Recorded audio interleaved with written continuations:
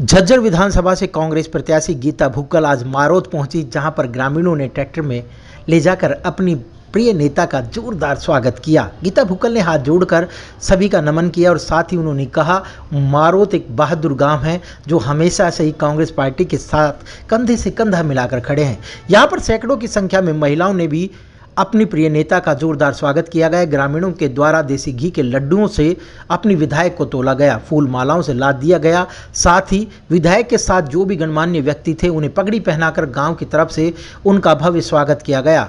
गांव के लोगों ने एक सुर में कहा कि अब की बार गीता भुक्कल को 5वीं बार विधानसभा पहुंचाएंगे और जिस तरह से 10 सालों में भारतीय जनता पार्टी ने यहां पर विकास कार्य रोकने का काम किया है, अब की बार ग्रामीण हाथ के बटन पर अपना बहुमत देकर गीता भुक्कल को 5वीं बार विधायक बनाएंगे, क्योंकि यह हमारी बेटी है और बेटी को मजबूत करना उनके घर वालों का नैतिक दायित्व है। बुजुर्गों ने कहा कि जब भी हम लोग इनके पास जाते थे वो बड़ी अदब से खड़ी होकर आशीर्वाद लेती थी, हम उनके सर पर हाथ रखते थे।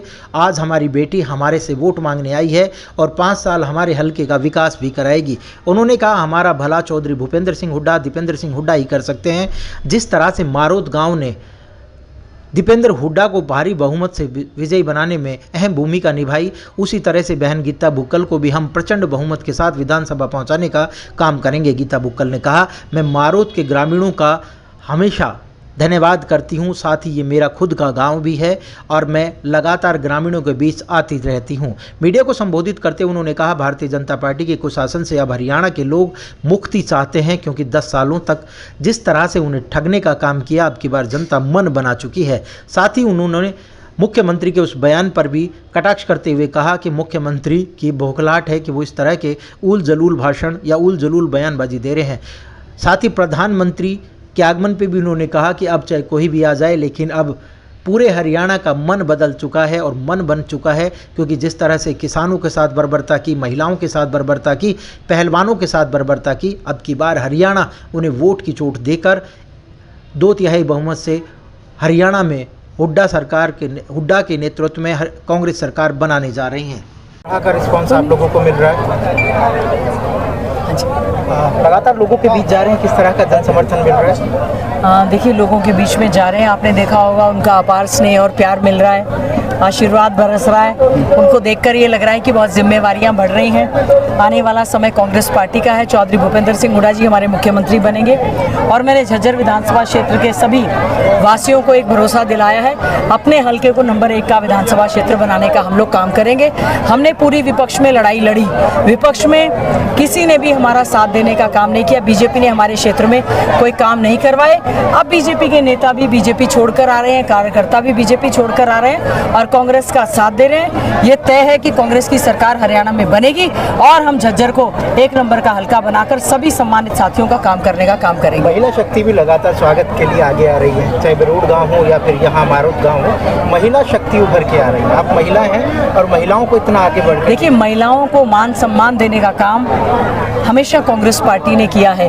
11 टिकटें विधानसभा में इस बार कांग्रेस ने महिलाओं को देने का काम किया है और मैं समझती हूँ हमारी राष्ट्रीय अध्यक्षा श्रीमती सोनिया गांधी रही हैं और मैं भी एक महिला होने के नाते कह सकती हूँ कि बहुत हमारी बहनों का हमारे से स्नेह है, प्यार है, क्योंकि बीजेपी ने एक झूठा नारा दिया कि बेटी बचाओ बेटी पढ़ाओ। इन्होंने देख लिया, हमारी बेटियां संघर्ष करती रहीं, पहलवान बेटियां जो मेडल लेकर आई उनको भी न्याय नहीं मिला, तो इन्होंने मन बनाया है। हमने एक सुरक्षित हरियाणा बहन बेटियों को देने का एक वायदा किया है।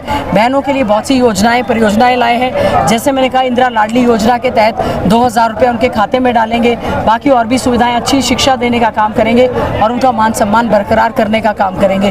हमारी आंगनवाड़ी वर्कर बहनें लगातार संघर्ष करती रही, मिड डे मील वर्कर करती रही, आशा वर्कर करती रही, इन्होंने सुनवाई नहीं की।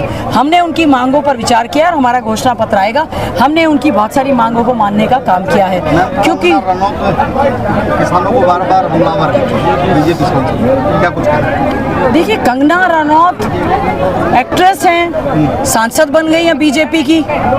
मुझे हैरानी है उनके पर कि वो इस तरह से क्यों किसानों के अन्नदाता हमारी अर्थव्यवस्था की रीढ़ की हड्डी के पीछे पड़ी हुई हैं? कभी उनको उग्रवादी कहती हैं, कभी उनको आंदोलनकारी कहती हैं, कभी उनको परजीवी कहते हैं। इन लोगों को पता नहीं है कि इनकी वजह से हमारे अन्न के भंडार बढ़ते हैं और अब फिर से पहले 750 किसानों की जान ये बीजेपी की सरकार ले चुकी है। हमारे इतने लोग, जिनके जवान बच्चे जो हैं, जिनकी माँ, जिनके बाप, जिनके भाई बेटे खत्म हो गए और बीजेपी उनकी खिल्ली उड़ा रही है। और एक सांसद बार बार मुझे लगता है किसी के कहने पर इस तरह की वो स्टेटमेंट दे रही है। पहले भी राजनीतिक लाभ के लिए देश के प्रधानमंत्री ने चुनाव से पहले माफी मांगते हुए कानून वापस लिए थे और अब हम चाहते हैं एमएसपी की कानूनी गारंटी हो, स्वामीनाथन आयोग की पूरी तरह से उनको लागू करना चाहिए।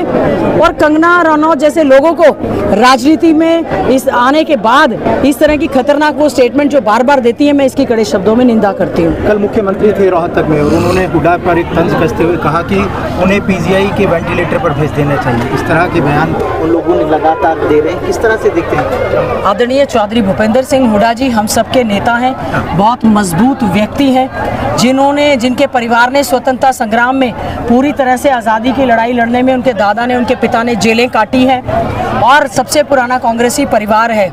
नायब सैनी जी को जाते हुए उनके पैर हैं तो कुछ भी बोल रहे हैं, हम उनको अब सीरियसली लेते नहीं हैं। आज गोहाना में यहाँ उड्डागढ़ में सेंध लगाने के लिए गोहाना में पीएम मोदी की रैली भी है। कोई बात नहीं, किसी के आने से अब कुछ नहीं फर्क पड़ रहा। ये चुनाव लोकतंत्र में जनता लड़ रही है और कांग्रेस के पक्ष में हवा में बहिष्कार भी हो रहा है, विरोध हो रहा है। लडायन गांव में जैसे कप्तान बिदाना गए, वहाँ पे पानी में उनको उतारा गया। देखिए, लोकतंत्र में क्या है कि चुनाव में जनता महान होती है, चाहे सत्ता पक्ष में रहे चाहे विपक्ष में रहे। हमने लोगों के सुख दुख में जाने का प्रयास किया। लडायन के लिए हमने लगातार मोटर पाइपलाइन, गोरिया के लिए, खोरड़ा के लिए, लडायन के लिए इतनी बुरी हालत, इतने दिनों से पानी में भरा हुआ है, हमने पूरा प्रयास किया। हमने ये नहीं कहा कि हम विपक्ष में हैं, लेकिन केंद्र में, राज्य में, जिला परिषद, नगर परिषद में बीजेपी का कब्जा है, फिर भी इन्होंने किसी की सुध लेने का काम नहीं किया।